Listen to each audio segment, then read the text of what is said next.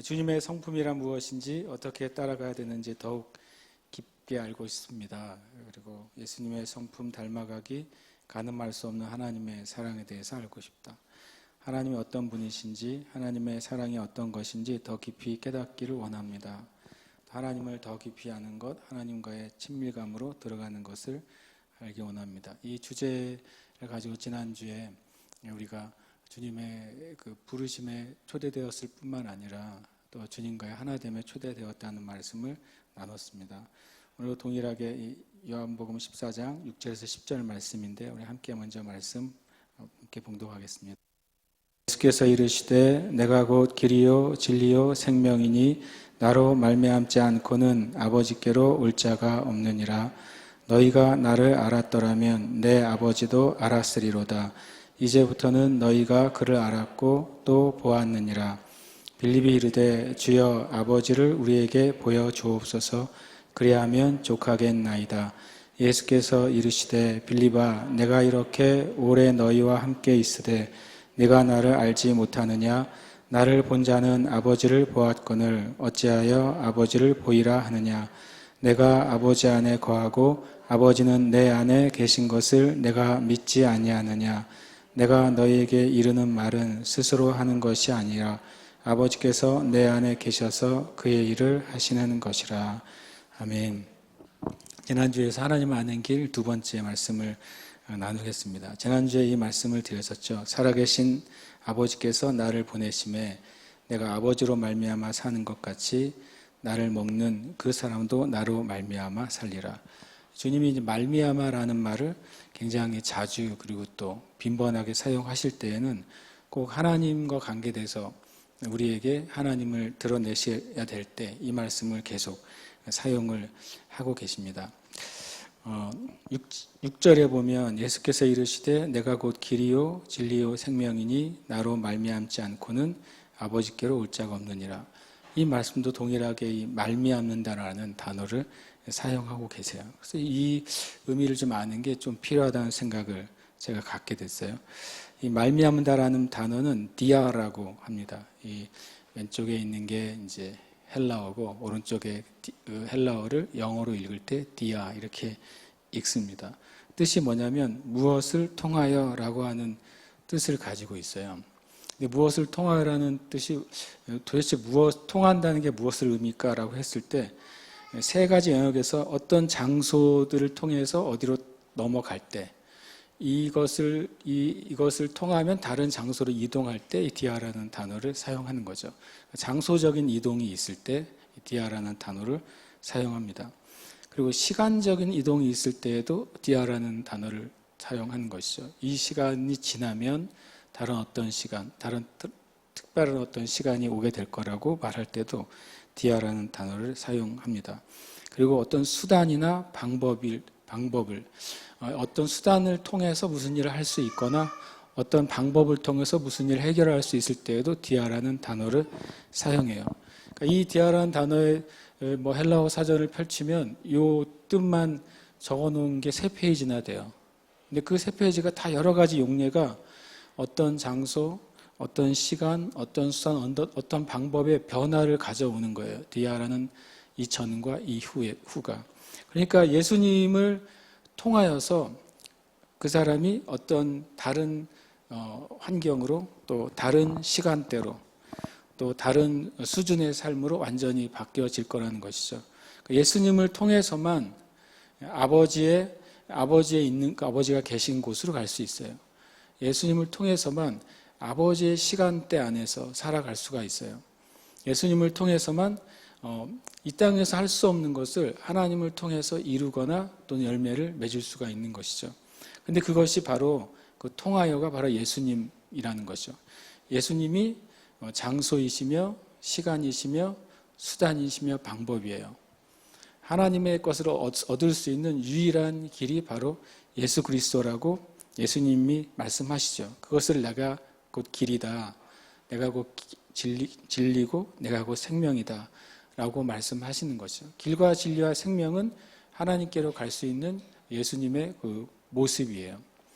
우리가 요한복음 14장 6절 말씀 이후의 말씀을 가지고 제가 이 주제를 좀 나누고 싶은 것이죠. 하나님을 아는 것.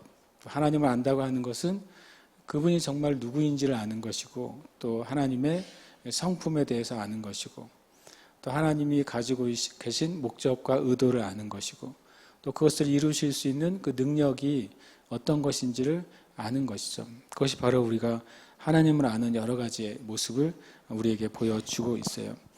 그래서 요한복음 14장 6절 위의 말씀을 좀 제가 계속 묵상하면서 질문하신 우리 형제 자매님, 성도님의 질문에 어떤 식으로 주님께서 주시는 말씀으로 대답할 수 있을까, 그 생각을 좀 갖게 됐어요. 7절이 이렇게 말씀하고 있습니다. 너희가 나를 알았더라면 내 아버지도 알았으리라. 이제부터 너희가 그를 알았고 또 보았느니라. 요한복음 14장 6절 이후에 여러분 나중에 또 묵상하시면 주님이 여러분에게 주시는 그 또 새로운 그 은혜가 있을 거라고 저는 믿는데, 저는 이 말씀들이 계속 반복되고 있다는 사실을 주목하고 묵상하게 됐습니다. 하나님을 아는 것은 실은 예수님을 아는 거예요. 예수님이 답을 이렇게 말씀하신 것이, 나로 말미암지 않고서는 시간이든 또는 수단이든 방법이든 장소이든 하나님에게 속한 것을 경험할 수가 없어요. 그것이 어떤 무엇이라 할지라도요. 하나님의 성품이든 하나님의 임재든 하나님의 능력이든 예수님을 통하지 않고서는 불가능한데, 결국에는 하나님을 아는 것은 예수님을 아는 거예요. 이게 제일 중요합니다. 왜냐하면 하나님은 보이지 아니하시는 분이잖아요. 하나님은 보이지 아니하시는 분이신데, 이 땅 가운데 보이지 않는 하나님을 우리의 눈으로 볼 수 있게 주신 하나님의 그 은혜가 바로 예수 그리스도이시기 때문에 그래요. 저와 여러분이 예수님을 알고 있다면 실은 하나님을 알고 있는 거예요. 저와 여러분이 예수님을 모르고 있다면 하나님을 모르고 있는 것이죠. 만약에 하나님이 어떤 분이죠라고 말을 했는데 여러분이 막 하나님에 대해서 성경의 구절에 이런 것들 설명을 했다고 쳐봐요. 그러면 예수님은 어떤 분이에요? 라고 물어봤을 때 잘 모르겠는데요. 그러면 하나님을 모르는 거예요. 왜냐하면 예수님을 알지 못하고 하나님을 알 수 있는 길은 없다고 성경은 말씀하고 있거든요. 그럼 우리가 말하는 하나님이 어떤 분인지를 막 말하고 있는 것은 뭐에 대한 것일까요? 하나님을 아는 게 아니라 하나님에 대한 어떤 것을 내가 알고 있을 뿐인 거죠. 예수님을 아는 만큼만 하나님을 알게 되어 있어요. 예수님이 하나님을 몇 퍼센트 정도 보여주고 계실까요? 100% 보여주고 계십니다. 하나님을 아는 수준만큼, 예수님을 아는 수준만큼 하나님을 알도록 하나님이 그렇게 디자인해 놓으신 거죠. 그러면 저와 여러분이 하나님을 알기를 원한다면, 하나님을 만나기를 원한다면, 하나님의 그 임재 가운데 살기를 원한다면, 하나님의 능력을 힘입어서 살기를 원한다면 무엇을 위해서 노력해야 되겠어요? 예수님을 알도록 노력해야 돼요. 예수님을 알도록 노력하는 사람이 생각보다 많지 않아요. 제가 왜 그 말을 하냐면, 예수님의 이름으로 구하고 또 예수님을 의지하고 예수님을 사랑하고 예수님을 예배하잖아요. 예수님을 알기 위해 노력하는 사람은 별로 많지 않다고요. 제가 만나본 어떤 많은 사역자분들도 예수님을 알죠, 믿죠, 믿는데 예수님이 어떤 분인지를 알려고 노력하는 사람은 별로 못 봤어요. 예수님 알려고 노력하면 어떻게 해야 되죠? 우리가 사람과 사람 사이에도 그 사람을 알기 위해서 노력이, 가장 단순한 노력이 뭐예요?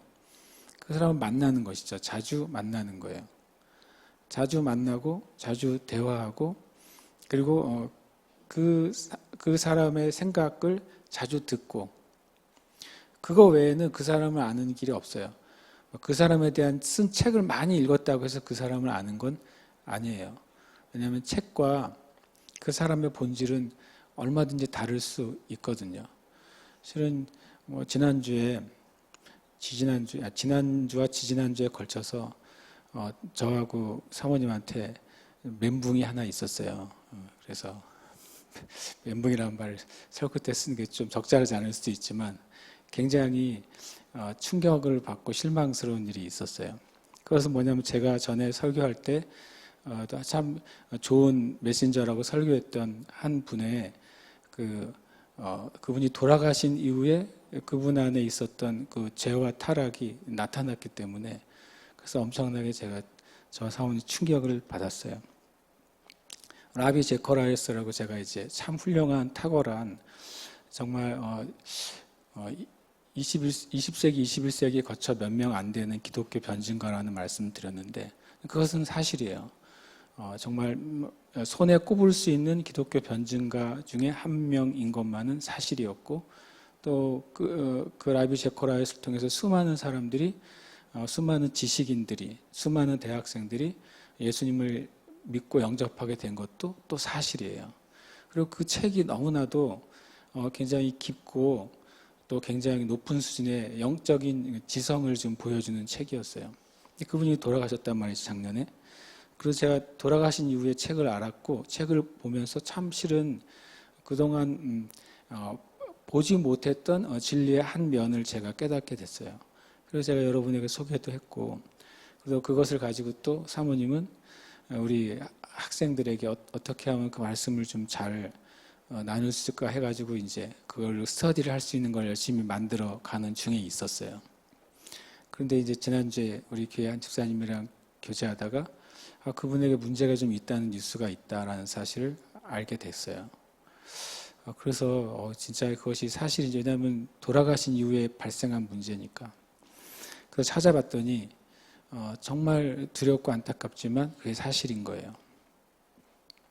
그래서 한 2주 동안 그렇게 탁월하고 그리고 영성이 있고 그런 훌륭한 기독교 지성을 가진 그 글을 쓴 그 사람의 이면에 어떻게 그렇게 또 악하고 또 음란한 것이 숨겨져 있었을까? 그것이 참 두렵게 만들었어요, 저를요. 그래서 하나님을 아는 것이라는 주제를 이제 지난주부터 나누는데 이 주제가 엄청나게 무겁게 느껴졌어요, 제가. 하나님을 정말 알고 하나님을 알아가는 삶이 정말 무엇일까? 예수님을 아는 만큼 하나님을 아는데 예수님을 정말 우리가 알기 위해서 어떤 수고나 어떤 노력이나 어떤 대가를 지불하고 있는가? 그냥 교회에 빠지지 않고 잘 나오고 교회에서 하라고 하는 어떤 말씀의 훈련이나 신앙의 훈련을 열심히 참여하는 것이 예수님을 알아가는 길일까? 그것은 당연히 맞습니다. 예수님과 하나님을 알아가는 길이 신앙의 삶에 함께 참여하는 것이죠. 그런데 지극히 아주 개인적인 거예요. 우리의 개인의 영성 가운데 예수님을 아는 삶은 지식이 정말로 아닌 것이고 예수님을 아는 삶은 어떤 느낌이 정말로 아닌 거예요. 예수님을 아는 것은 그 신이신 주님을 내가 경험하고 또 그 안에서 내가 살아가고 그분을 닮아가는 것이죠. 하나님을 아는 것도 마찬가지입니다. 지식과 또 지혜로 아는 것이 아니라 그분을 경험하고 맛보고 하나님을 닮아가는 것이 바로 하나님을 알아가는 것이죠. 주님이 제자들에게 하신 말씀이죠. 너희가 나를 알았다면 내 아버지도 알았으리로다. 그러면서 이제부터는 너희가 그를 알았고 또 보았느니라. 이렇게 말씀하셨어요. 이제부터는이라는 표현을 주님이 쓰시죠. 이제부터는이라는 말은 그 전까지는 제자들이 이 상태에 이르지는 못했다고 말씀하고 계신 거예요. 그러나 이제부터는 이후에 주님이 요한복음 14장 이후에 마지막 메시지를 하시고 우리가 잘 아는 것처럼 고난의 길, 십자가의 길을 걸어가시죠.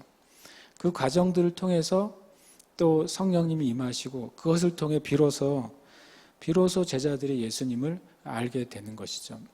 3년간의 공생애를 함께 했다고 해서 주님을 알게 되는 게 아니었어요.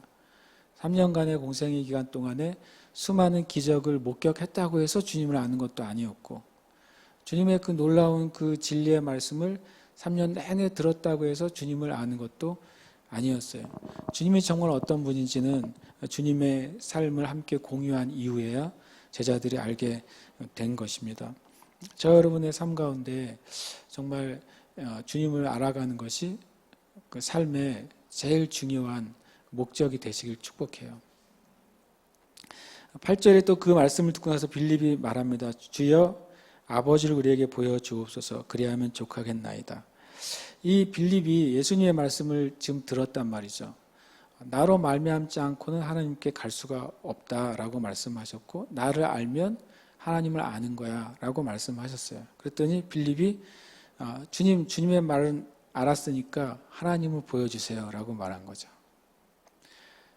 빌립은 주님의 말씀을 곧장 이해하지 못했어요. 근데 이것이 빌립의 질문만 그런 게 아니라 우리의 질문인 것 같아요. 우리는 계속 증거를 원하는 거죠. 하나님이 계신 증거, 하나님이 나와 함께 하시는 증거를 계속 무엇인가를 우리의 오감으로 느낄 수 있는 영역에서 하나님을 보기를 원해요. 오감이 뭡니까? 우리의 육신의 감각이죠. 육신의 감각 안에서 하나님을 느낄 수 없으면 우리가 계속 이 부르짖음을 갖고 있는 거예요. 주님, 저에게 하나님을 보여주세요. 저에게 하나님의 음성을 들려주세요. 이것이 이제 우리가 오감 안에서 주님을 경험하고 싶은 거예요. 그래서 누가 나는 기도하는데 무슨 음성이 들렸어요.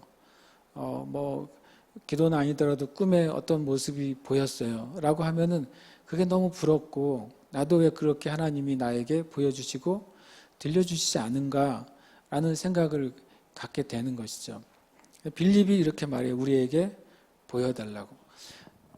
재미있게도 주님이 오병이어 기적이 있을 때에도 빌립이 그때 한마디 하거든요. 주님이 오히려 빌립에게 물어보세요.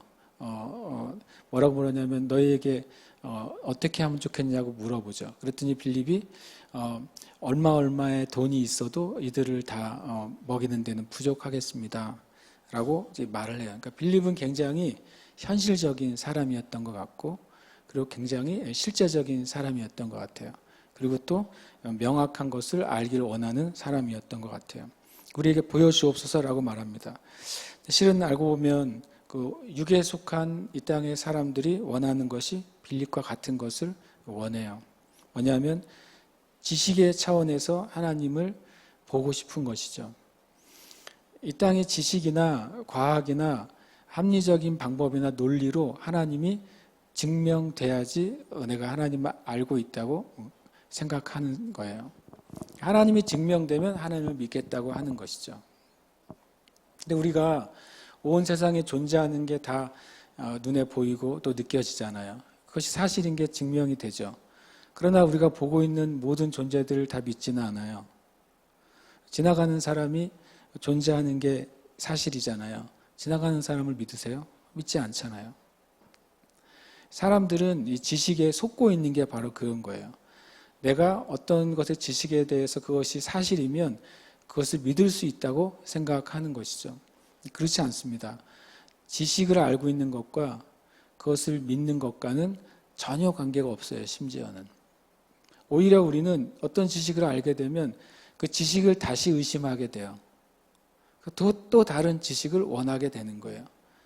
그래서 이 빌립처럼 우리도 묻고 있는 것이 하나님 앞에 지금 성경에 대해서 내가 더 깨달아지면, 더 이해가 되면, 내가 모르는 영역이 또 믿을 수 없는 영역들이 풀어지면 그러면 내가 주님을 더 믿을 수 있을 것 같습니다. 라고 말하는 것이죠. 그러나 성경은 그것이 온전한 답이 아니라고 말씀하세요. 그리고 또 육의 사람이 원하는 것은 느낌이에요. 나는 느낌을 그렇게 추구하지 않습니다라고 말하지만 모든 그리스도인이 느낌을 추구해요. 모든 그리스도인이요. 여러분 예배 드릴 때 뭔가 내 마음에 뭔가 좋은 감정, 좋은 느낌이 일어날 때 그때 여러분 주님이 나에게 은혜를 주셨다고 생각하잖아요. 근데 만약에 예배 드릴 때 내 마음 안에 또는 내 감정과 정서 안에 아무런 느낌도 없이 그냥 내가 주님을 노래를 했어요. 그럼 제가 여러분에 가서 하나님이 당신의 찬양을 받으셨습니까? 라고 물어보면 대부분의 사람들이 어떻게 말할까요? 글쎄요, 저에게 느낌이 별로 없네요. 여러분 어떠세요? 여러분 오늘 여러분의 입술로 한 찬양을 주님이 받으셨습니까? 아멘이십니까? 네. 우리가 내가 하는 어떤 행위가 하나님 앞에 옳은지 그른지의 기준은 우리가 아니에요. 그리고 내가 하나님께 한 행위가 하나님께 받아들여지지 않은지도 이 분위기가 아니에요. 그것은 뭐냐면 진리 안에서 내가 하나님이 그런 분인 것을 노래할 때 하나님이 그것을 기뻐하신다라고 성경에 기록해 두셨거든요. 그래서 나는 주님을 노래할 때 주님이 그걸 기뻐하시는 거예요. 나는 내 몸이 엄청 아파요. 아프고 힘들어요. 그런데 성경에서 하나님은 이스라엘의 찬송 중에 거하시는 분이고 하나님 그 찬양을 기뻐 받으신다고 기록했기 때문에 내가 끙끙 앓면서 부르는 찬양도 주님이 어떻게 해요? 받으신다는 것을 우리는 믿는 거예요. 우리가 그것이 진리 안에서 예배하는 것입니다. 우리의 느낌이나 지식 안에서 주님을 만나려고 할 때 항상 우리 안에 마음 한켠에 좌절감을 경험하는 거죠. 난 주님을 더 가까이 가고 싶은데, 주님 만나고 싶은데 뭔가 나의 기도가 부족한 것 같고, 뭔가 나의 찬양이 부족한 것 같고, 뭔가 나의 헌신이 부족한 것 같고, 그래서 주님이 내 기도를 받으실 수 없고, 내 찬양을 받으실 수 없고, 내 신앙의 삶을 받으실 수 없을 거야. 실은 죄송하지만 그것은 육의 사람의 내리는 결론이에요. 내가 이런 죄를 지었기 때문에, 내가 이런 삶을 살기 때문에, 이런 부족한 신앙의 모습을 가지고 있기 때문에 하나님은 나를 기뻐하지 않으실 거야. 실은 그것이 육의 사람의 모습인 거예요. 왜냐하면 육의 사람은 지식과 느낌을 통해서 주님을 만나야 된다고 믿기 때문에 그렇습니다. 오늘 저와 여러분이 이 육의 사람이 원하는 그 원함을 우리가 떨쳐버리게 되시길 축복합니다. 정말로 하나님은 우리가 언제든지 하나님께 나올 때 우리를 만나 주시겠다고 말씀하셨잖아요. 우리가 그 말씀을 믿는 사람들이라면 저 여러분이 이 시간 내가 하나님을 만나고 싶어서 나와 앉아 있다면 주님이 나를 오늘 만나 주신다는 사실을 믿어야 돼요. 예수님 안에서 우리 인간이 가지고 있는 모든 조건은 다 무의미하게 됐어요. 예수님 안에서 인간이 심지어는 주님께 가지고 올 수 있는 그 어떤 것도 다 무의미하게 됐어요. 예수님이 하나님과 우리를 만나게 할 수 있는 유일한 조건이고 완전한 조건이고 영원한 조건이기 때문에 그렇습니다. 그러니까 그 은혜가 또 저에게 여러분에게 있게 되시길 축복합니다. 예수님이 또 이렇게 말씀하세요. 9절에 보면 예수께서 이르시되 빌립아 내가 이렇게 오래 너희와 함께 있으되 네가 나를 알지 못하느냐 나를 본 자는 아버지를 보았거늘 어찌하여 아버지를 보이라 하느냐라고 말씀하세요. 하나님을 아는 길은 예수님과 함께 있는 거예요. 아주 단순한데 하나님을 아는 길은 예수님을 아는 길이죠. 그런데 또 하나님을 아는 길은 우리가 예수님과 함께 있는 거예요. 그러니까 여러분에게도 또 질문하고 싶은 거죠. 여러분 예수님과 함께 있으십니까? 이것을 우리가 어떻게 이해할까요? 제가 여러분에게 여러분 예수님과 함께 있으세요? 라고 물어보면 마음 한켠에 나는 하루 종일 기도하지 않는데 또는 마음 한켠에 내가 더 경건 생활 열심히 하지 않는데 또 마음 한켠에 BIR이 한 2주 밀려 있는데 이렇게 생각하는 거죠. 그럼 주님이 나와 함께 하시나 이런 생각이 드는 거예요. 다시 한번 말씀드리지만 하나님은 하나님의 약속에 의해서 행동하세요. 인간의 조건에 의해서 행동하지 않으세요. 우리가 그걸 분명히 알아야 돼. 하나님 예수님 나와 함께 하시냐? 당연하죠. 내가 기도를 많이 하기 때문에 함께 하시는 게 아니에요. 내가 하루 종일 죄를 짓지 않기 때문에 함께 하시는 게 아니라 주님이 약속하셨기 때문에 함께 하시는 거예요. 주님이 마태복음 28장에서 말씀하셨잖아요. 하늘과 땅의 권세를 내게 주셨으니 그러면 너희는 가라. 맨 끝에 뭐라고 말씀하셨어요? 내가 너희와 항상 함께 있으리라.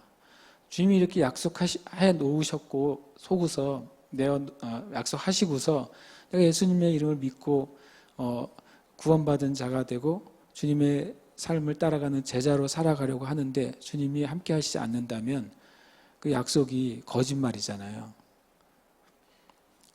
우리가 주님 앞에 내가 예수 그리스도를 믿기로 결정한 사람이라면, 내가 예수님을 믿기로 결정해서 내가 세례를 받았으며 또 주님의 몸된 교회의 교인이 된 사람이라면 주님의 약속을 믿어야 돼요. 주님이 나와 함께 하시는구나. 함께 하시는 걸 전제로 주님과 이제 살아가는 삶을 시작해야 돼요. 함께 하시는 것을 전제로 주님과 대화를 이제 시작해야 돼요. 함께 하시는 것을 전제로 주님과 때로는 변론할 수도 있는 것이죠. 저와 여러분이 예수님과 함께 있을 때 하나님을 알게 돼요. 기도라고 하는 것, 성경에 기도라고 말할 때 예수님은 기도하러 하시려고 시간과 장소를 구하셨단 말이죠. 주님이 이런 표현을 쓰셨어요. 하나님이 내게 아버지께서 내게 보여주신 것을 나는 행한다. 아버지께서 내게 말씀하신 것을 나는 말한다. 그렇게 말하셨어요. 그럼 기도는, 예수님은 도대체 기도 시간에 뭘 하신 거죠? 다시 말하면 예수님은 나는 아버지께서 보여주신 것을 행하고 아버지께서 말씀하신 것을 너에게 말한다 그랬어요. 그럼 예수님은 기도 시간에 주야 이렇게 부르짖었을까? 예수님에게 나타나지 않는 은사가 하나 있어요. 방언의 은사는 성경에 예수님이 안 하셨어요. 방언의 은사는 없어요. 예수님에게 모든 은사는 나타나는데 그 이유는 필요가 없으시기 때문이겠죠. 그런데 주님이 도대체 하나님께서 보여주시는 것, 들려주신 것 가지고 행동하고 말씀하셨다고 했기 때문에 예수님의 기도는 뭐였다는 거예요? 하나님과의 교제였다는 거예요. 하나님 앞에 나아가서 하나님과 교제하는 중에 하나님으로부터 무엇을 해야 되는지를 받으시는 거예요. 하나님으로부터 무엇을 나눠야 되는지를 받으시는 거예요. 주님은 그 과정을 통해서 다음 날 실은 주님이 행하셔야 될 것을 결정하시는 거죠. 주님은 그 주님과의 교제를 통해서 수많은 사람들이 예수님을 찾지만 누구에게 먼저 예수님이 가셔야 되는지를 결정하시는 거예요. 이 땅에 수많은 율법과 전통과 종교에 찌들어 있는 이들에게 나눠야 될 말씀이 수도 없이 많지만 하나님과의 교제를 통해서 다음날 나눠야 될 말씀을 결정하시는 거예요. 그렇게 예수님이 주님과 하나님 아버지와 교제하셨단 말이죠. 그럼 여러분이 예수님과 함께 있는 중요한 방법이, 저는 여러분이 예수님과 교제하셨으면 좋겠어요. 그런데 예수님과 교제한다고 해가지고 마치 요즘 말하는 어떤 다중인격자인 것처럼 내가 말하고 내가 대답하고 혼자 옆에서 보면 저 사람이 모노드라마를 하네, 이런 방식으로 내가 말하고 행동하는 게 주님과 함께하는 방식은 아니라는 거예요. 우리가 우리의 심령 안에서 주님께 계속 주님을 찬양하고 주님께 묻고 주님께 고백하고 주님께 맡겨드리는 그런 것이 내 삶의 자연스러운 일부가 돼야 되는 것이죠. 그렇게 될 때 주님은 나의 온 영성과 지성과 또 육신의 삶을 통해서 선한 길로 이끌어 주시는 거예요. 우리가 무엇인가 잊고 있을 때 생각나게도 하시고, 내가 이 일을 지금 해야 될 때 내 마음 가운데 그것이 강하게 느껴지기도 하시는 거죠. 그리고 주님께 도움을 구할 때 그 돕는 자들을 붙여주시기도 하고, 그리고 무엇인가 선택해야 될 때 선택의 상황 가운데 내 안에 강한 확신을 주시기도 하는 거예요. 우리가 주님과 함께 있는 것을 배우게 되면 하나님이 이런 분이시구나 라는 사실도 배우게 돼요. 어떤 누구도 마치 백과사전처럼 하나님에 대한 지식을 싹 떼어서 외우면 하나님을 알게 되는 경우는 없어요. 하나님을 알아가는 과정을 통해서 하나님을 만나는 것이죠. 10절에 보면 이렇게 말씀하고 있습니다. 내가 아버지 안에, 아버지는 내 안에 계신 것을 네가 믿지 아니하느냐. 내가 너에게 이르는 말은 스스로 하는 것이 아니라 아버지께서 내 안에 계셔서 그의 일을 하시는 것이라.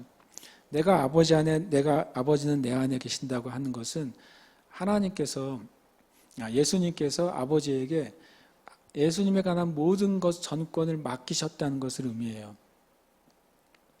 예수님은 하나님께 완전히 열려 있으셨어요. 그래서 하나님이 무엇인가를 예수님 안에 넣으시면 그것을 예수님은 그대로 행할 수 있는 준비가 되어 있으셨어요. 여러분 주님 앞에 그 마음을 열고 계신지 모르겠어요. 많은 그리스도인들이 주님 앞에 마음을 열기는 여는데 일부분을 열어놓아요. 그러나 내가 가지고 있는 것, 내가 숨기고 싶은 영역은 주님께 열어놓지 않습니다. 그 증거를 어떻게 알 수 있을까요? 내가 주님 앞에 마음을 다 열어놓지 않았다고 생각할 수 있는 증거가 뭐가 있을까요?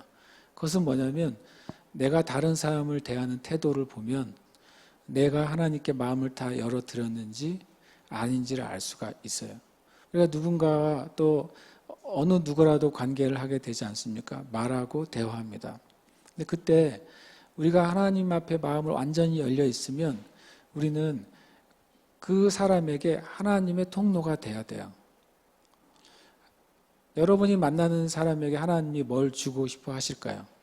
부모님들에게 제가 질문할게요. 부모님들이 하나님께 마음을 다 열어드렸으면 그러면 부모님들이 자녀하고 만날 때 자녀에게 그 하나님은 뭘 주고 싶어 하실까요? 우리가 하나님께 마음을 다 열어드렸으면 부모들이 자녀를 대할 때 하나님의 통로가 돼야 되는 거예요.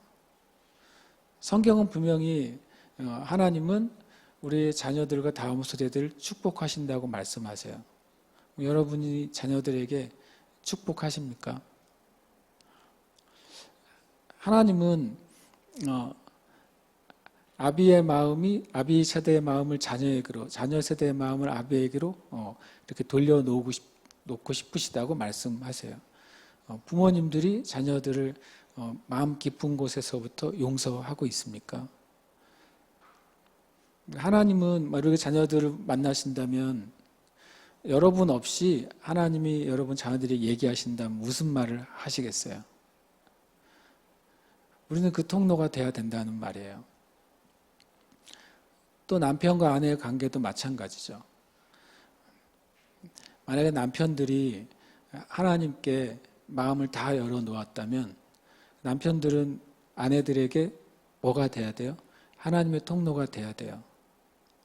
만약에 하나님이 여러분의 아내에게 하고 싶은 말이 있다면 여러분을 통해 하셔야 돼요.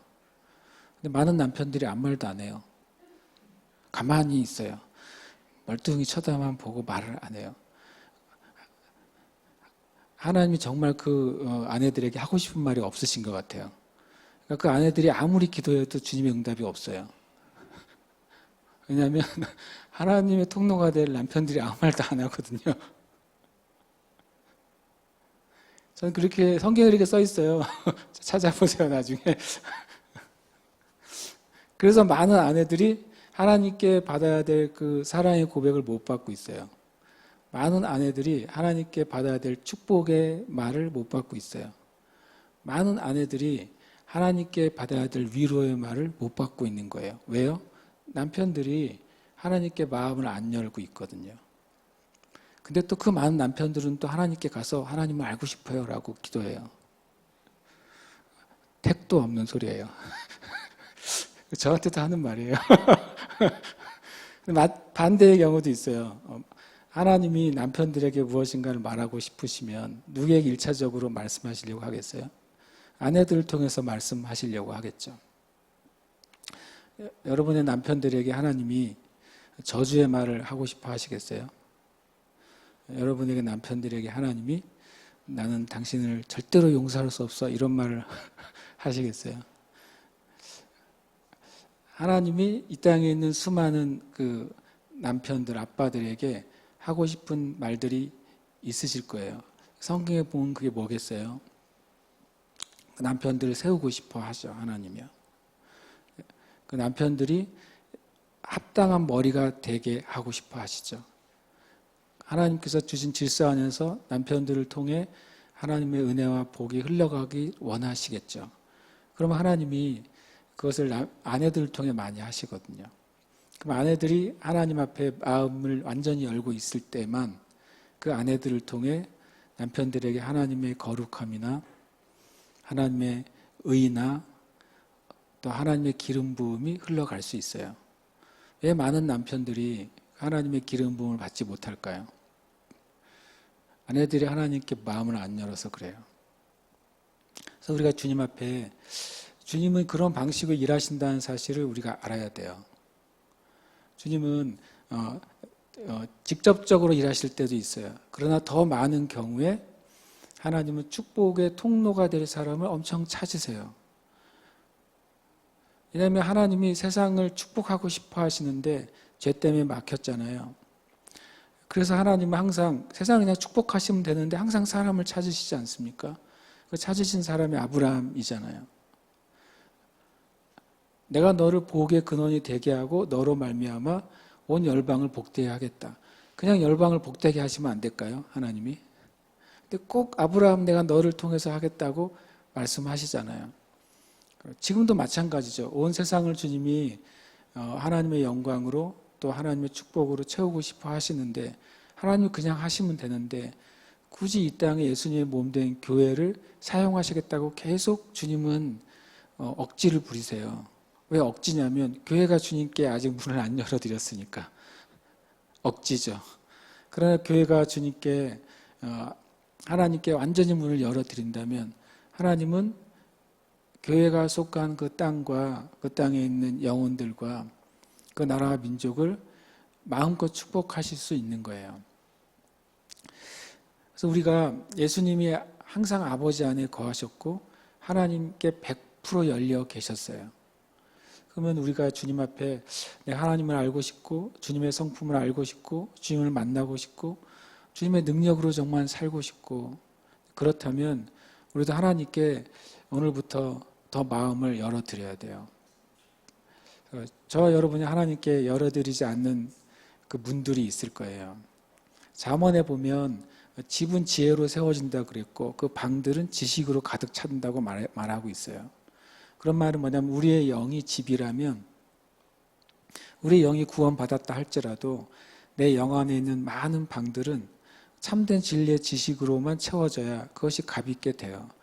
근데 그것이 방이 채워지려면 그 방의 문들이 열려야 되거든요.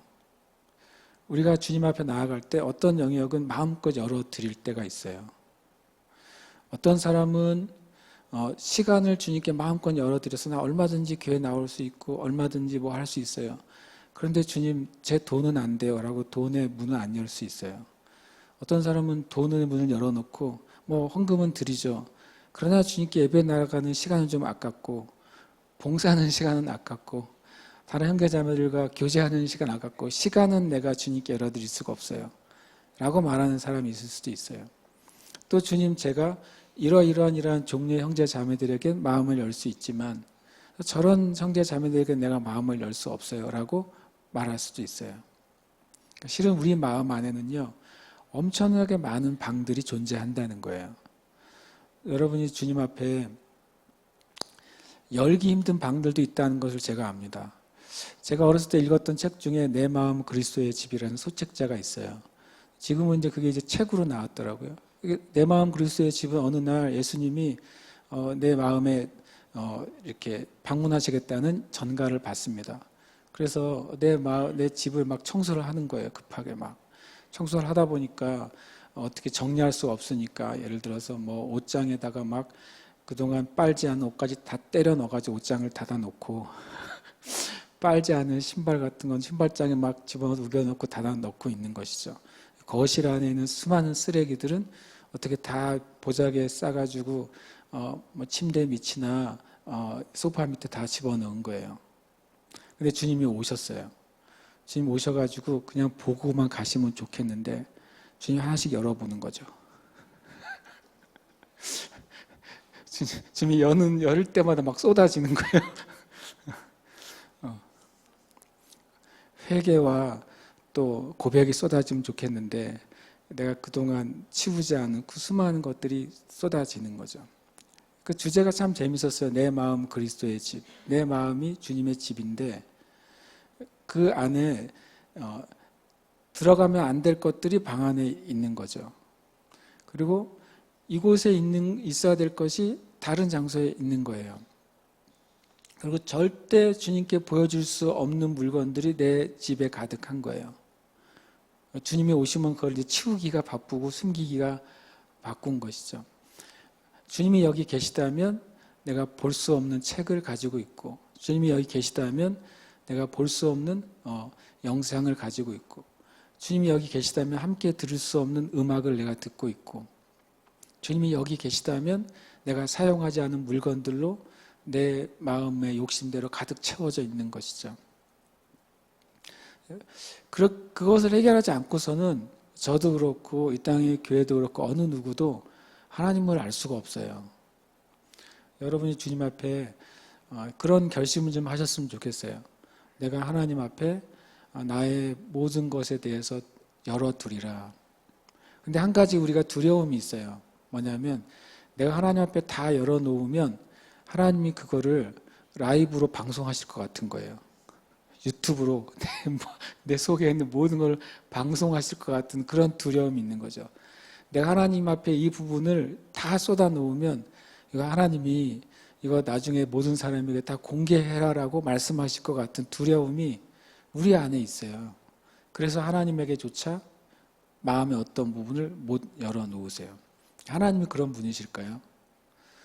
하나님의 목적이, 하나님이 내 마음을 알길 원하는 목적이 나를 수치스럽게 하고 창피스럽게 하고 공개적으로 망신주게 하기 위해서 주님이 내 마음을 알고 싶다고 말씀하실까요? 주님은 절대 그렇게 안 하시거든요. 주님이 만약에 내 마음이 다 열려서 주님이 내 마음에 있는 것을 다 알길 원하신다면 그 다음에 주님이 행하실 조치가 뭘까요? 저는 그 조치가 뭔지를 알아요. 그게 뭐냐면요. 그것을 다 아시는 순간 주님 첫 번째 하는 조치는 마귀를 막으시는 거예요. 여러분과 제가 주님께 열어드리지 않는 그 방 때문에 하나님의 은혜도 못 들어오지만 그 방을 마귀가 가지고 장난을 친다는 걸 주님이 아세요. 근데 하나님께 내가 그 마음의 방을 열어드리면 그 다음에 하나님의 첫 번째 조치는 사단의 입을 틀어 막으시는 거예요. 그래서 마귀가 내가 주님께 열어드리는 것 때문에 활동하지 못하게 하십니다. 믿으세요? 믿으시면 주님께 오늘부터 마음을 다 열도록 결심을 하시길 축복해요. 그리고 다 열어놓으면 그때부터 하나님이 뭐냐면 그것을 정결하게 하십니다. 정결하게 하세요. 집안을 제일 청소하는 제일 빠른 길이 뭔지 아십니까? 이사 가는 거예요. 이사 가면 집을 다 빼잖아요. 그런데 이사 가는데 방법이 다른 집으로 이사 가지 않고 내 집으로 이사 가는 거죠. 여러분 집을 정말 청소하고 싶으시면 이사를 가세요. 그래서 짐을 다 빼요. 그래서 이삿짐에 실으세요. 차에. 그 다음에 여러분 집을 청소해요. 이사 가니까. 청소한 다음에 다시 그 짐을 다시 여러분 집으로 들이세요. 그러면 뭘 버려야 될지 아실걸요? 내가 뭘 처리해야 될지 알게 될 거예요. 그 기준으로 내 삶을 정리하면 돼요. 내 마음에 있는 문을 주님께 활짝 열어가지고 그걸 내가 다 끄집어냈다고 생각해 보세요. 그리고 다 끄집어내요. 하나님 앞에. 제가 끄집어낸다는 표현은 주님께 말하는 거예요. 전 주님께 그 말하는 방식으로 기도하는 시간이 되게 은혜로워요. 주님께 그냥 말하는 거죠. 하나를 딱 말하기 시작하면 그냥 제 경험으로는 다 나와요. 다. 그런 거 있잖아요. 뭐 자백해 그러다가 하나를 불면 줄줄이 다 그냥 다 걸리는 거 아니에요.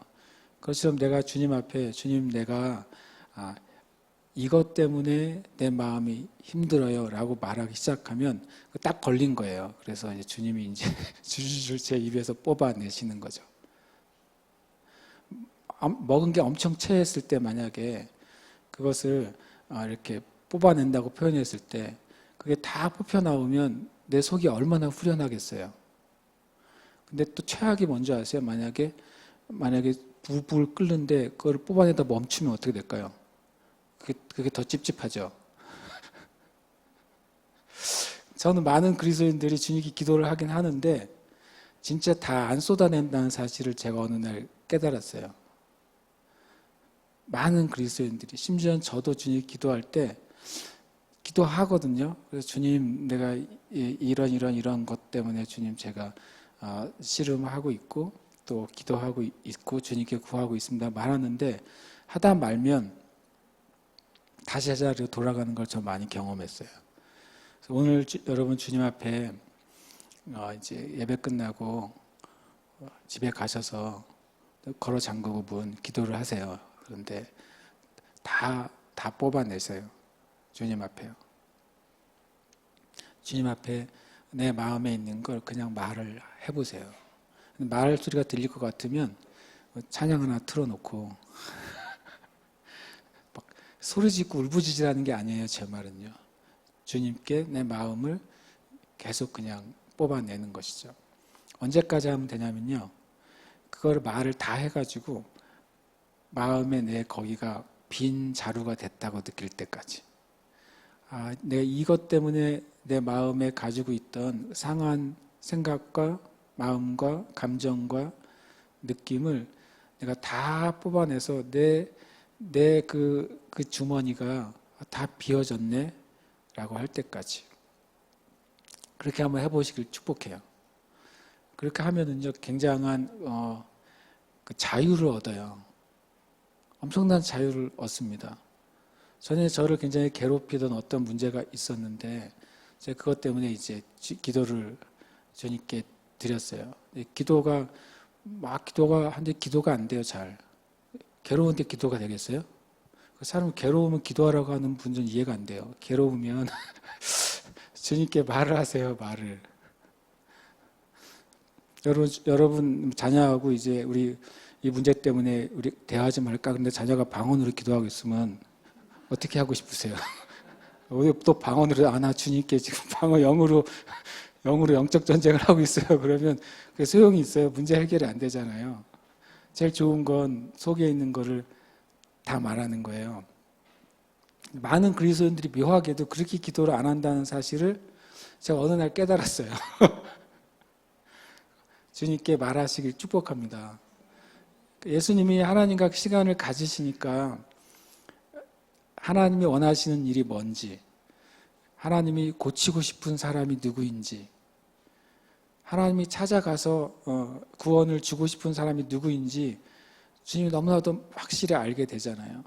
그래서 삭개오를 곧장 찾아가시는 거예요. 수많은 사람들이 예수님 몰려 있는데 주님이 하필이면 삭개오가 올라간 그 도울무화가 나온 밑으로 가시는 거예요. 그 수많은 군중이 있는데. 그럼 사람들이 예수님 왜 글로 가시지 그랬을 거 아니에요. 주님은 뭐예요? 다 계획이 있으신 거예요. 하나님 아버지와 대화하는 걸 통해 그 삭개오가 그날 하나님을 만나야 되는 거예요. 삭개오의 집에 하나님의 구원이 선포돼야 되는 거죠. 그러니까 주님이 남들이 보기엔 꾸역꾸역 그 삭개오가 있는 돌무화과 나무 쪽으로 가시는 거죠. 그리고 가셔서 돌무화과 나무에 정말 부끄럽게 매달려 있는 성인 아니에요. 그 성인을 보시고 이름도 부르시잖아요. 삭개오라, 내려오라. 내가 오늘 너의 집에 유하겠다. 이 삭개오로서는 정말 엄청난 사건이 아니었겠어요? 근데 주님이 그 일을 어떻게 하셨을까요? 하나님과 교제하는 걸 통해서 그걸 아시는 거예요. 저와 여러분이 예수님이 하셨던 방식으로 주님 앞에 나가는 걸 연습해 보시길 축복합니다. 참 그게 힘들어요. 제가 이제 폰을 작년에 바꿨는데 그 폰에 제가 원치 않는 기능이 하나 있더라고요. 원치 않는 걸 나한테 알려줘요. 네가 어저께 몇 시간 동안 폰을 봤는지를 알려줘요. 그런 기능을 왜 집어넣는지 양심이 엄청 찔리게. 되도록이면 그 페이지를 안 넘기려고 노력을 하거든요. 그런데 오늘 하필 아침에 그게 그 페이지가 딱 열려가지고 제 폰이 저한테 말하더라고요. 너 어저께 5시간 13분 동안 폰을 봤어 라고 알려주더라고요. 엄청 많이 봤죠. 제가 5시간 13분. 잠자는 시간보다 더 많이 봤어요. 제가. 물론 제가 이제 폰으로 성경도 보고 폰으로 자료도 찾고 하죠. 그러니까 제가 5시간 13분 동안이나 폰을 보고 있는 거예요. 어저께 봤다는 소리예요. 여러분 몇 시간 봤을까요? 또 폰도 봐야 되고 밥도 먹어야 되고 잠도 자야 되고 누구랑 놀기도 해야 되고. 제 말은 뭐냐면 예수님처럼 하나님 앞에 가서 내 말을 이렇게 마음을 풀어놓고 내 마음의 문을 주님께 열 시간이 없어요. 지금 사람들이. 여유가 없어요. 마귀가 그런 면에 있어서 엄청나게 지금 성공하고 있어요. 이 땅의 그리스도인들이, 이 땅의 목회자들이, 이 땅의 교회가 그 아버지 하나님과 만나서 그 마음을 대화하고 풀어놓을 수 있는 여유를 안 줘요. 수많은 사건들이 일어나고 수많은 일들을 내가 그것을 처리해야 되는 것이 너무나도 바쁘고. 여러분 어떠신지 모르겠어요. 저와 여러분이 그 시간을 어떤 방법으로든 확보하게 되시기를 축복합니다. 하나님을 아는 것은 지식에서 경험으로 우리가 바뀌어지는 거예요. 그러니까 지적인 지식이 아니라 경험하는 지식으로 우리가 바뀌어져야 돼요. 하나님은 사랑이시다. 하나님은 사랑이지. 이것은 지식이죠. 근데 이제 주님 앞에 예배할 때 내가 하나님의 사랑을 받고 있구나라고 하는 경험을 저 여러분이 맛보게 되시길 축복해요. 사랑을 주는 사람은 있지만 사랑을 받는 사람이 사랑을 받는다고 경험되지 않으면 그 주어진 사랑은 전달이 되지 않는 거예요. 마치 편지를 쓴 사람이 있지만 그 편지가 중간에 전달되지 않으면 그 받는 사람은 그 편지를 받지 못하는 것처럼 하나님의 사랑은 우리에게 있는데 내가 하나님의 사랑을 경험하도록 우리는 구해야 돼요. 성경에 있는 모든 지식은 그것은 살아있는 것이고 성경에 있는 모든 지식은 또한 활동력이 있는 거예요. 그래서 우리가 그것을 영적인 경험으로 내 마음의 경험으로 받도록 우리가 주님께 구해야 됩니다. 두 번째는 느낌에서 성경이에요. 내가 하나님을 알기 원하는 어떤 느낌, 영적인 느낌, 또는 감정의 느낌, 또 감동의 느낌에서 이제는 성경으로 바뀌어져야 돼요. 이것이 하나님을 아는 방식이 돼야 돼요. 왜냐하면 성경에 있는 것이면 나는 믿겠습니다라는 고백이 중요해요. 그리고 성경에 있는 진리를 나는 끝까지 포기하지 않겠습니다라는 그 고백이 중요해요. 그럼 그렇게 성경에 있는 기준과 성경에 있는 그 지식을 또 성경에 있는 말씀을 내가 그것을 믿겠다고 그리고 그것을 사실로 받아들이겠다고 고백하는 사람들에게 성경이 경험될 것입니다. 성경이 사실인 것을 우리가 알게 될 거예요. 하나님은 거룩하시다. 우리는 압니다. 하나님은 거룩하시지. 온전히 죄와 세상과 완전히 다른 분이시지라고 우리가 지식으로 알고 있어요.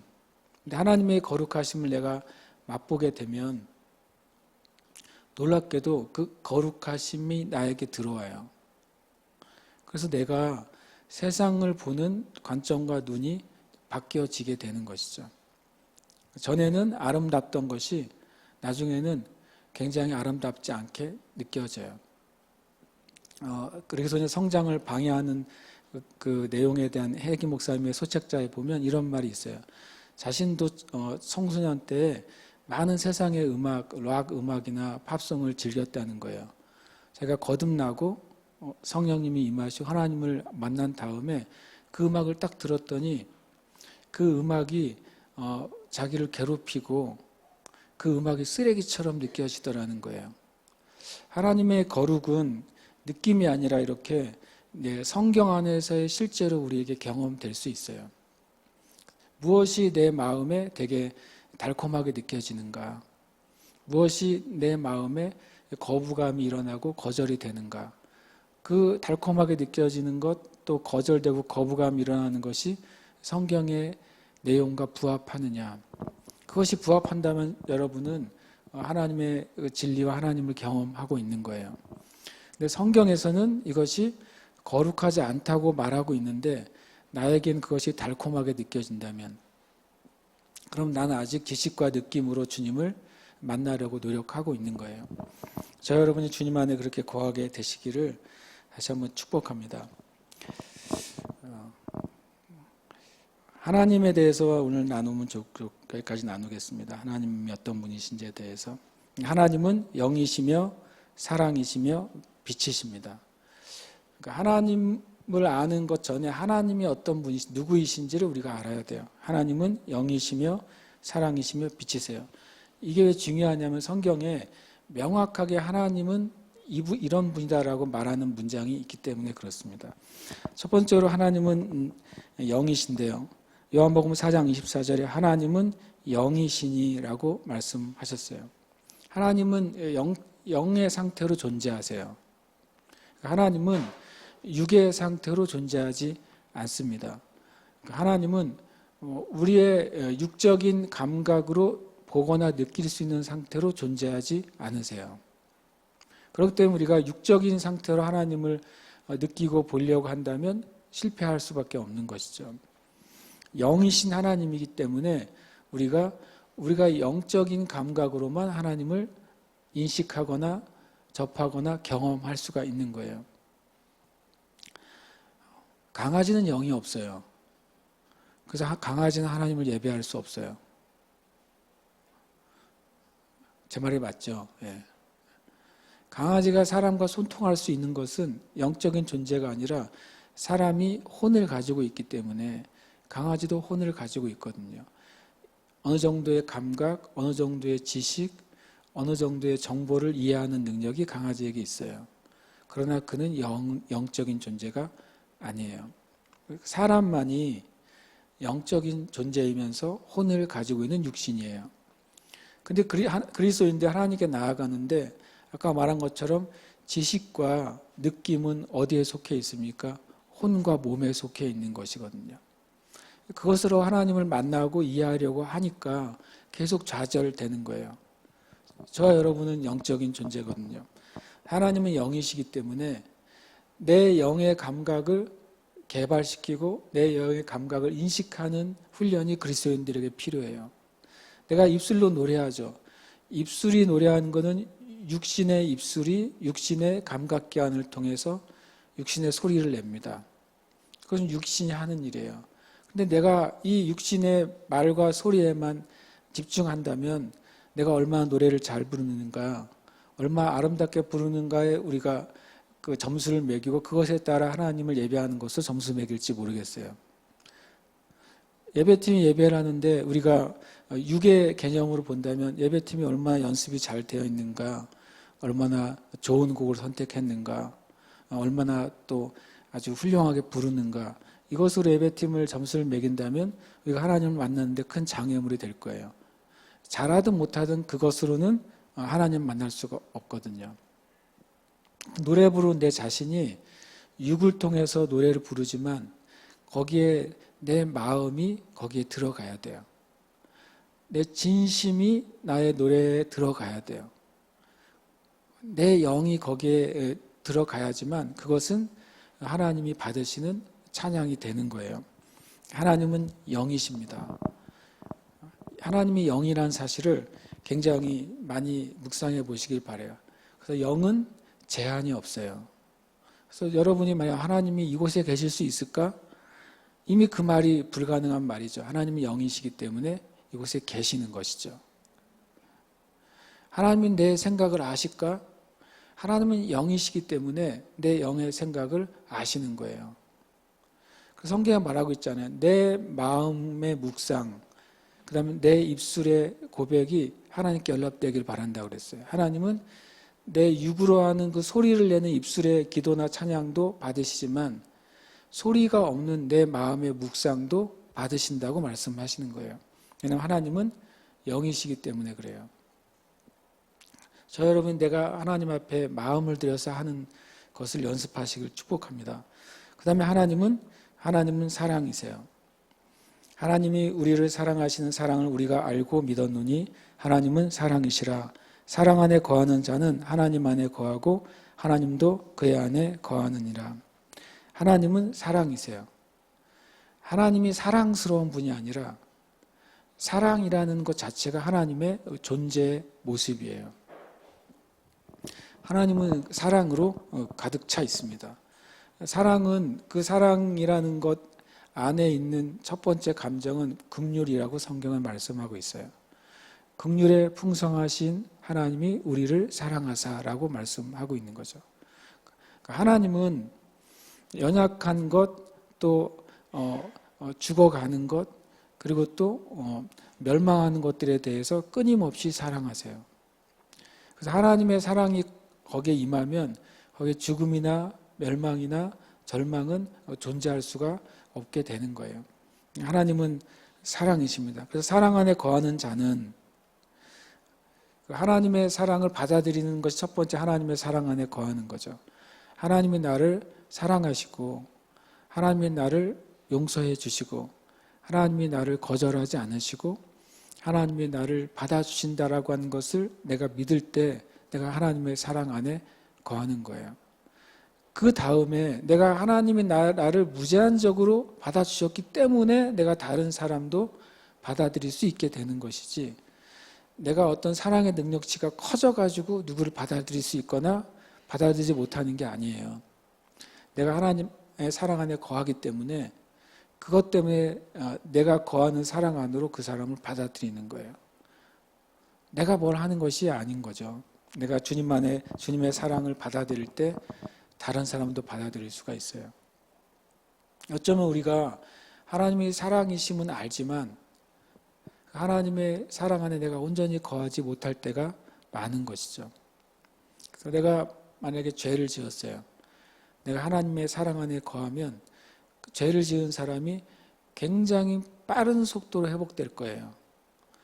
왜냐하면 내가 하나님의 사랑 안에 있을 때 내가 죄를 지으면 하나님의 그 죄를 그냥 두실 수가 없거든요. 하나님의 사랑은 그 죄를 완전히 제거하시기까지 멈출 수가 없는 거예요. 그래서 내가 하나님의 사랑 안에 계속 거하기를 원하면, 그리고 주님이 나를 용납하셨다는 사실을 믿으면 나도 나를 용납해요. 하나님이 나를 용납하셨으니까 내가 나를 용납하는 것이죠. 또 나도 다른 사람을 용납해요. 왜냐하면 하나님이 나를 용납하셨으니까 나도 다른 사람을 용납할 수 있는 거예요. 뜨거운 용광로 안에 막 이것저것 고철을 집어넣는다고 생각해 보세요. 그 용광로의 그 열기에 따라서 어떤 현상이 벌어지냐면 용광로가 덜 뜨거우면 그 고철들이 녹는데 시간이 걸리겠죠. 그렇죠. 근데 용광로가요, 엄청나게 완벽하게 뜨거운 상태가 돼 있으면 그 고철들 들어가자마자 어떻게 돼요? 그냥 녹아서 그 흔적이 사라져 버리는 거예요. 지금 우리가 하나님의 사랑 안에 있을 때 저는 죄가 그렇게 사라진다고 믿어요. 그리고 내 안에 있는 그 두려움이나 분노나 절망이나 또는 아픔이나 고통도 그 하나님의 사랑 안에 내가 거하기를 원하면 그게 순식간에 사라지는 거죠. 성경에 이런 표현이 있어요. 하나님이 역사하시면 악인의 악을 찾을 수 없을 때까지 심판하신다고 그래요. 찾을 수 없는 길이 뭐냐면요, 그 형체가 녹아버리면 찾을 수가 없어요. 많은 사람들이 실은 다른 사람을 용서하지 못하는 것은 나를 용서하지 않아서 그래요.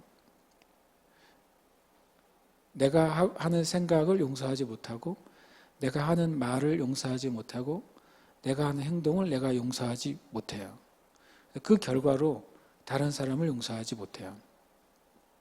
용납하고 용서받았다는 사실을 믿는 만큼 우리가 주님 안에서 나를 용납하고 용서하게 되죠. 그러면 또 다른 사람을 용서하고 용납하게 되는 거예요. 그래서 그런 사람들은 다른 사람들에게 용서를 구하는 말도 잘할 수 있어요. 하나님이 나를 용납하시는 걸 내가 알았기 때문에 내가 그 사람에게 또 누군가에게 나를 용서해 주세요, 또 미안합니다, 이런 말을 얼마든지 할 수 있어요. 그렇다고 해서 내가 자존심이 상하거나 내 존재가 망가지는 게 아니라는 것을 아는 거죠. 저도 하나님의 사랑 안에 거하기를 원합니다. 우리 교회 모든 형제 자매님들도 그 한없는 하나님의 사랑 안에 거하시길 축복해요. 계시록에 보면 하나님의 보좌 앞에 유리 바다가 있다고 말해요. 그 바다가 있는데 유리처럼 투명하다 그렇게 말하거든요. 그리고 또 주님의 보좌 앞에 그 길이 있는데 황금의 길인데 그것이 또 투명한 황금이라고 말씀하고 있는 거예요. 조금의 불순물도 존재하지 않는 것이 하나님의 나라예요. 재미있는 개념을 제가 하나 최근에 읽었는데 뜻이 하늘에서 이루어진 것 같이 땅에서도 이루어지이다 라고 우리가 주기도문에서 기도하잖아요. 그러면 도대체 하늘에 무슨 뜻이 이루어졌을까 하는 거예요. 뜻이 하늘에서 이루어졌어요. 그것처럼 땅에서도 이루어지기를 기도하래요. 근데 누구의 뜻이 이루어지는 거죠? 하나님의 뜻이 이루어지는 거잖아요. 하나님 나라에는요, 하나님의 뜻이 완전히 이루어져 있는 상태가 하나님의 나라예요. 하나님의 뜻이 뭘까요? 성경에 하나님의 뜻이 이루어진 천국의 상태를 묘사하는 곳이 몇 군데 있죠. 이사야가 있고 또 계시록이 있어요. 거기에 보면 이렇게 표현이 있어요. 거기에는 죽음이 없고 이렇게 표현해요. 그 말은 뭐냐면 하나님의 뜻은 죽음이 존재하지 않는 거예요. 거기엔 또 뭐가 없어요? 눈물이 없고 이렇게 말하고 있어요. 하나님의 뜻은 눈물이 존재하지 않는 것, 눈물이 나게 하는 일들이 존재하지 않는 것이 뭐예요? 하나님의 뜻이란 말이에요. 거기에는 또 뭐가 없어요? 죄가 없죠. 거기에는 마귀도 없어요. 거기에는 질병도 없어요. 거기에는 죽음도 없어요. 그렇죠? 하나님은 그런 것들이 존재하지 않는 것이 하나님의 뜻이라는 거예요. 하나님 원하시는 건 무엇을 존재하길 바라요? 하나님은 영원한 즐거움이 존재하길 원하신다는 거예요. 그러니까 하늘에서 뜻이 이루어진 것처럼 하나님의 나라는 그 하나님의 뜻이 완벽하게 이루어져 있어요. 그것처럼 이 땅에서도 하나님의 뜻이 이루어지기를 구하래요.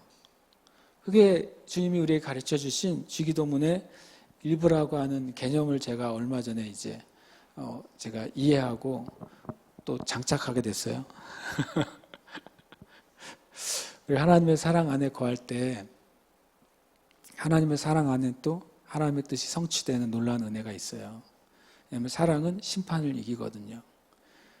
사랑은 죄를 이겨요. 심판과 죄가 사라졌을 때 그 하나님의 계획과 목적이 거기에 이루어지게 돼 있어요. 저도 그렇고 여러분도 그렇고 하나님의 그 사랑 안에 우리가 있다는 사실을 알게 되시길 축복합니다. 저도 그렇고 여러분도 그렇고 우리가 우리 자신을 용납하게 되기를 축복합니다. 그래서 내가 나를 용납하기 때문에 아니 하나님이 나를 용납해 주셨기 때문에 그래서 내가 나를 용납하고 하나님이 나를 용납해 주셨기 때문에 내가 다른 사람을 용납할 수 있게 되시기를 축복합니다. 요한일서 1장 5절에는 또 하나님이 어떤 분이신지 한 가지를 더 말씀해 주고 있습니다. 우리가 그에게서 듣고 너희에게 전하는 소식은 이것이니 곧 하나님은 빛이시라 그에게는 어둠이 조금도 없으시다는 것이니라. 하나님은 빛이세요. 하나님 빛이라고 하는 것은 우리가 생각하는 밝은 빛, 몇 와트의 빛, 몇 룩스의 빛을 말하는 게 아니에요. 우리가 생각하는 어떤 태양의 빛, 낮과 어둠의 빛을 말하는 게 아니에요. 우리가 생각하는 태양이나 낮과 어둠이나 어떤 종류의 빛은 주님이 창조하신 것이죠. 주님이 빛이시란 말을 우리가 그렇게 오해할까 봐 그래서 그림은 다 그냥 환하게 그려요. 하나님. 근데 실은 성경에는 뭐라고 되냐면 하나님은 흑암 중에 계시다고 그러는데요. 만약에 누가 하나님을 빛으로 쫙 그러는데 제가 옆에 가서 초를 치는 거죠.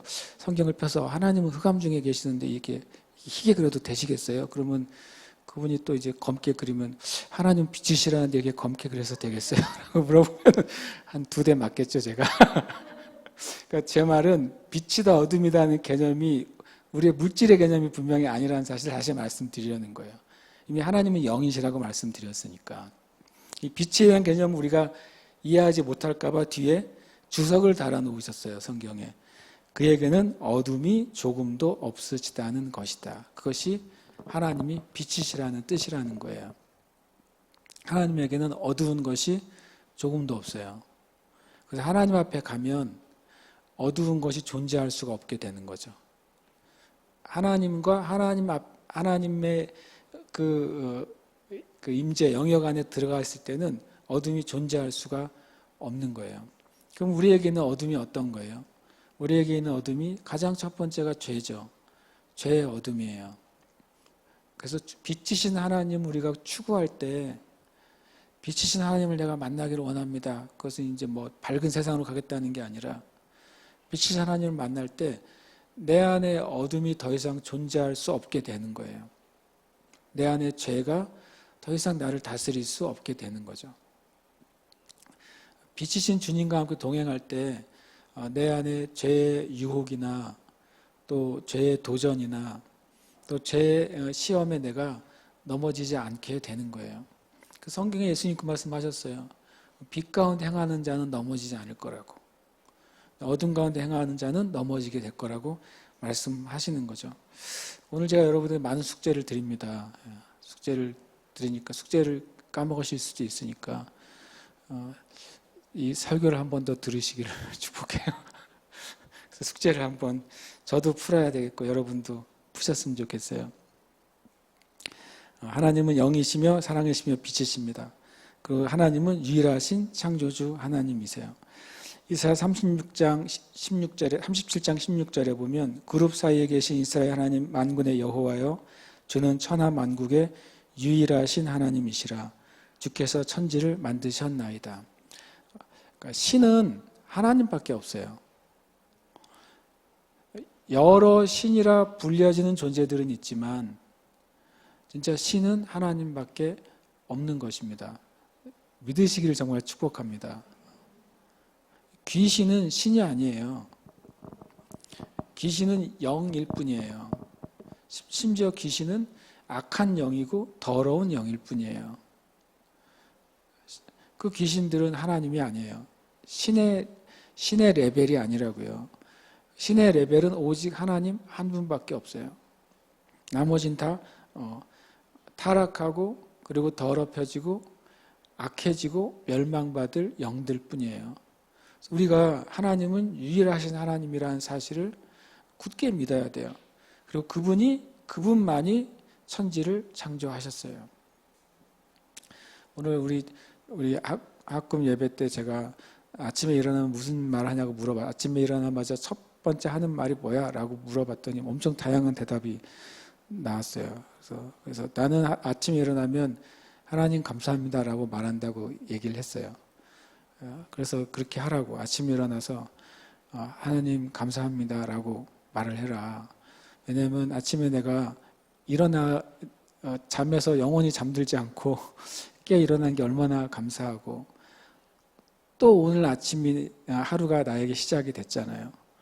그것도 감사하고 제가 그런 말 했어요. 내가 기분이 좋은 날도 있고 나쁜 날도 있고 좋은 일이 일어나는 날도 있고 나쁜 일이 일어나는 날도 있지만 내가 존재하는 것 자체는 선한 거다. 하나님이 창조하신 모든 것은 다 선한 거야. 그렇기 때문에 우리는 감사해야 돼. 하루를 시작할 때 내가 오늘 기분 나쁜 날도 감사합니다. 이렇게 감사하시길 축복해요.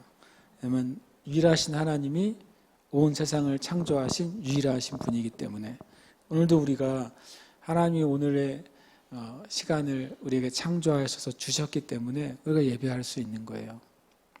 그러니까 얼마나 감사한지 모르겠어요. 하나님은 공의롭고 선하신 하나님이세요.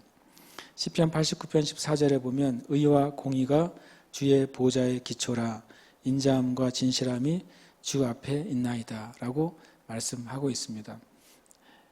만약에 이렇게 하나님의 모습을 우리가 그릴 수 없지만 설명을 한다면 하나님은 빛이시고 또 하나님은 사랑이세요. 그리고 또 하나님은 또 무엇이죠? 해가지. 하나님은 사랑이시고 빛이시고 영이시죠. 그분이 어디에 앉아 계세요? 의와 공의라는 의자에 앉아 계세요. 그리고 그분으로부터 뭐가 쏟아져 나오냐면 인자함과 진실함이 흘러나오는 거예요. 우리가 믿는 하나님, 또 우리를 창조하신 하나님, 우리를 사랑하시고 구원하신 하나님이 바로 그러한 분이십니다. 오늘은 여기까지 나누어야 될 것 같습니다. 여기까지 나누고 우리가 기도하고 싶습니다. 하나님을 아는 것은 우리의 인생 전체를 걸고 일어나는 일이죠. 지식이나 어떤 한 번의 경험이 아니라 내 삶 전체 가운데 주님이 우리를 만나고 싶어 하시는 정말 인생의 주제예요. 지난주에 말한 것처럼 이 하나님을 아는 것은 우리를 향한 하나님의 정말 특별한 초대예요. 우리가 그 초대에 응답했으면 좋겠어요. 이제 같이 시간 기도할 때 하나님, 내가 하나님께 내 마음의 모든 문들을 열고 싶습니다. 이렇게 기도하셨으면 좋겠어요. 네, 그것은 진심을 담아서 기도하셨으면 좋겠어요. 왜냐하면 우리가 주님께 내 마음의 모든 문을 엽니다라고 진심으로 기도할 때 주님 우리가 마음을 열도록 기회를 주실 거예요. 그 기회에 우리가 응답하게 되시길 축복해요. 이 시간 함께 기도하겠습니다. 하나님 아버지 주님 감사합니다. 이 시간 주님 앞에 우리의 마음의 모든 문들을 엽니다. 하나님, 내 생각의 모든 문들을 엽니다. 내 감정의 모든 문들을 엽니다. 하나님, 나의 모든 경험 가운데, 모든 관계 가운데, 생각 가운데, 마음 가운데서 오직 주님께 내 마음의 문들을 열기로 다시 한번 결정합니다. 성령 하나님, 이 시간 이 새 예루살렘 교회와 모든 형제 자매들 가운데 주님 임하셔서 이 고백이 진실한 고백이 되게 해주시옵소서. 이 고백이 온전한 고백이 되게 해주시옵소서. 이 고백이 참된 고백이 되게 해주시옵소서. 이 고백을 사용하셔서 형제 자매들의 마음 가운데 닫혀져 있는 것들이 열리는 은혜가 있도록 주님 축복하여 주시옵소서. 하나님, 이 고백을 통해서 우리 가운데 주님 참으로 주님 문들이 열리며 영원한 문들이 열리며 하나님의 놀라운 은혜가 하나님 쏟아 들어오는 통로가 열릴 수 있도록 축복해 주시옵소서. 너무나도 많이 우리가 주님 앞에 문을 닫고 있습니다. 하나님 앞에 부끄러워서도 닫고 있고 두려워서도 닫고 있고 수치스러워서도 닫고 있으며 하나님 앞에 주님 속이고 하나님 그것을 아버지 하나님 피해가려고 하는 분들이 너무나도 많습니다. 하나님, 이 시간 주님께 구하오니 주님 앞에 믿음으로 나아가는 은혜가 있게 하여 주시옵소서. 오직 주님만을 구하는 은혜가 있도록 주님 역사하시고 주님 축복해 주시옵소서. 아버지, 이 시간 제 간구하며 구하오니 주님의 은혜로 우리 주님 우리의 마음의 문을 열 때에 이 시간 주님 그 자리 가운데 찾아와 주시고 이 시간 그 자리 가운데 임재해 주시고 이 시간 그 자리 가운데 역사하여 주시옵소서. 거룩한 시간들 간구하며 기도하오니 지금 이 시간 주님 우리의 마음을 엽니다. 지금 이 시간 우리의 마음을 엽니다. 하나님에게 상하고 하나님과 두렵고 그리고 주님 속상한 그 마음의 문들을 엽니다. 하나님 앞에 원망이 되고 또 하나님 앞에 해결받지 못한 그 문들을 주님 앞에 엽니다. 하나님 아버지, 이 시간 그 열린 문 안으로 들어오셔서 하나님 우리의 마음을 정결하게 해주시고 우리의 마음을 깨끗하게 해주시고 우리의 마음을 위로하시며 회복하여 주시옵소서. 하나님, 우리에게 회복이 너무나도 필요합니다. 하나님을 알고 만나는 은혜가 너무나도 필요합니다. 하나님을 알지 못했기에 주님 우리가 잃어버린 수많은 시간과 하나님을 알지 못했기에 잃어버린 수많은 축복들 하나님 것을 우리가 다시 얻기를 원합니다.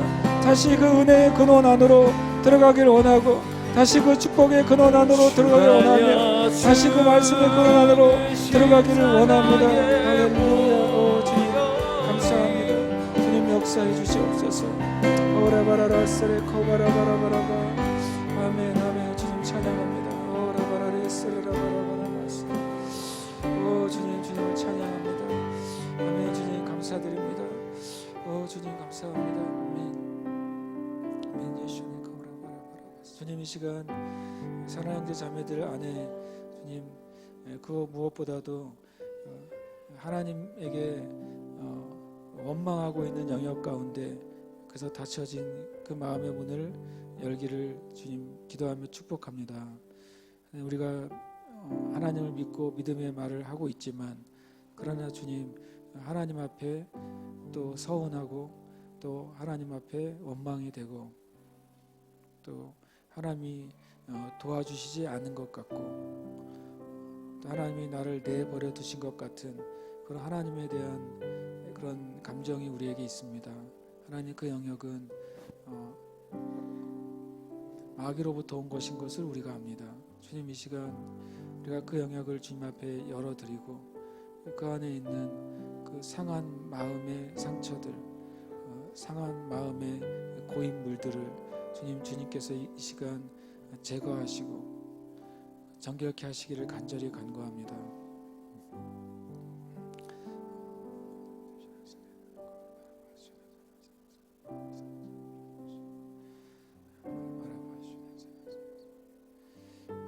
주님께로부터 내게 오는 자는 그를 거절하지 않고 그 배에서 샘물이 솟아나게 하겠다고 말씀하셨습니다. 하나님 이 시간 그 마음을 주님 앞에 열어드린 형제 자매들의 그 마음의 자리 가운데 주님께로부터는 그런 신선한 생수의 은총이 부어질 것을 축복합니다. 그래서 주님 더럽혀지고 그리고 또 주님 수치스러워지고 그리고 또 피하고 싶은 그 마음의 자리가 예수님께서 허락하시는 그 생수로 주님 깨끗하게 되고 또 정결하게 되고 맑은 물로 채워지는 은혜가 있기를 축복합니다. 주님 우리 안에 하나님께로부터 받았다고 생각하는 그런 상처들이 주님 그 속임의 상처들이 아물게 해주시고 그래서 오히려 그 자리가 하나님을 찬양하고 하나님께 감사하고 하나님께 믿음의 고백을 하는 그 마음의 자리가 되게 하여 주시옵소서. 하나님 우리를 회복해 주시옵소서. 우리의 마음을 회복해 주시고 하나님을 더 신뢰하고 하나님을 더 의지하고 하나님을 더 온전히 고백하는 자리로 나아가도록 지금 축복하여 주시옵소서. 감사드리며 살아계신 예수 그리스도의 이름으로 기도드립니다. 아멘.